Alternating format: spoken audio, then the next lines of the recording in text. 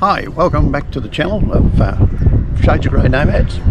I'm Malcolm, this is Sue, and we're sharing our experiences as we travel around Australia. So we hope you'll enjoy the film, and if you want to contribute with your own exposés. Well, we left Stanthorpe and headed for Glen Innis, staying at this caravan park called the Fossicus Caravan Park. It's not really large, but still quite comfortable and enough room. Very small sites. We're going to stay at the Glen Innis Showgrounds. Beautiful location, but unfortunately had it closed off due to the sodden ground during the wet. Well, this area is noted for fossicking for gems and what have you, and the caravan park here caters for tourists that want to do some fossicking and can supply you with maps, permits, and also the tools required to fossick through the soil that you dig up from the creeks. There's a couple over here that I've just noticed fossicking through their remnants to see what they can find, so I thought I'd go over and have a look. Oh, what'd you find, a diamond? Red piece. Another bit of red. Ooh. Reddy, pinky. Something. Okay, could be rich. I don't know about that. Oh, good on you. Yeah. Glen Innis holds a Gaelic festival every April to celebrate their Scottish heritage, and also to celebrate the Beardies, which we went over to the museum to find out a little bit more. This Land of the Beardies Historical Museum is set up in the grounds of the old Glen Innis Hospital. Very well maintained and very informative. Sue was able to find out a little bit of history about the Beardies in this area. The story is that two stockmen and former convicts, John Draval and William Chandler, were the first known white men to see the expanse of unexplored grazing country to the north of Armidale. They wore long beards, and gentlemen from elsewhere looking for suitable land for stock were recommended to apply to the Beardies.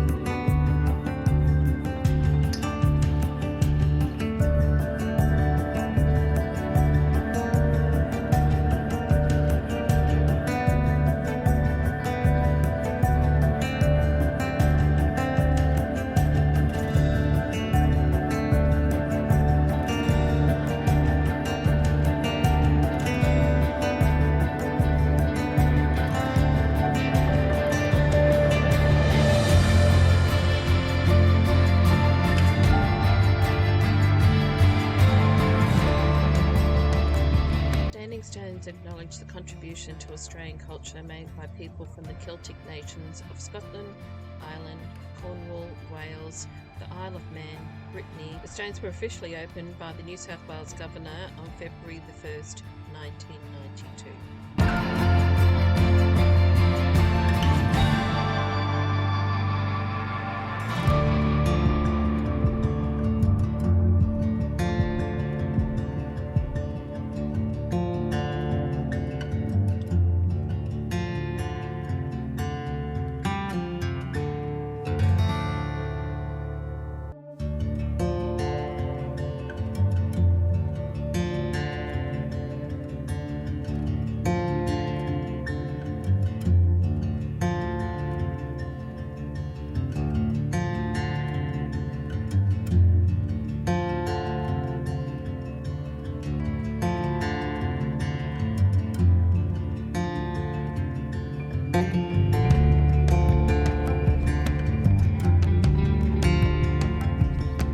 Is graced with two magnificent cathedrals and other heritage-listed buildings dating from the 1860s that reflect the lofty aspirations of the early settlers.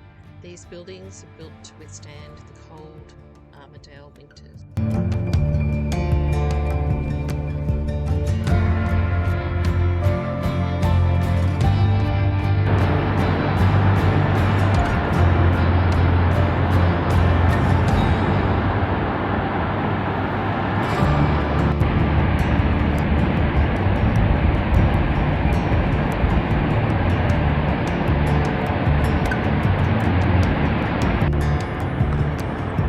This walkway is just absolutely stunning.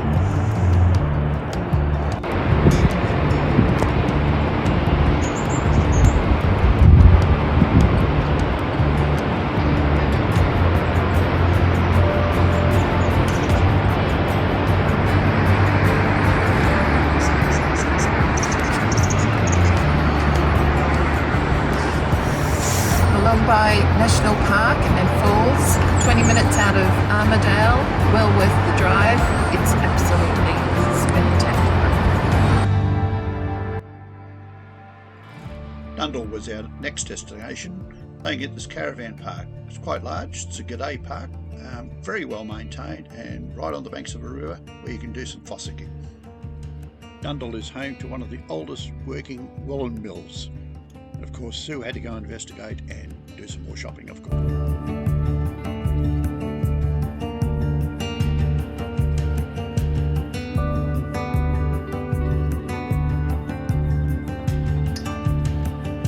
In the main street we found this old mercantile store with an old wood stove. It had beautiful old soaps, pitchforks, knives and forks, box teas. It had everything in the old-fashioned way.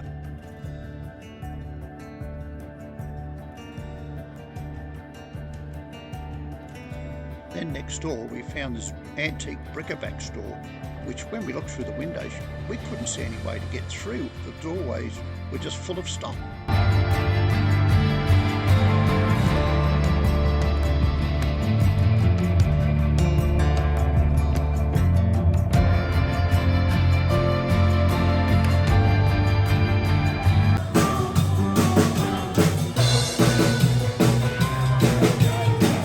And on Anzac Day, we joined in the local community as they paid their respects to our fallen heroes. The service was just typical country, laid back, but a beautiful presentation by the local community.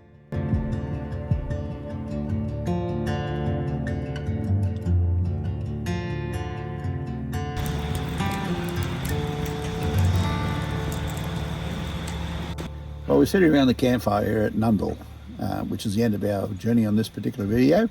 We've covered Glen Innis, Armidale, great cities, great little towns and culture, and we finished up here at Nundle. What's one of the fascinating things we've seen is, I think, the waterfalls, doesn't it? Yeah, that's great.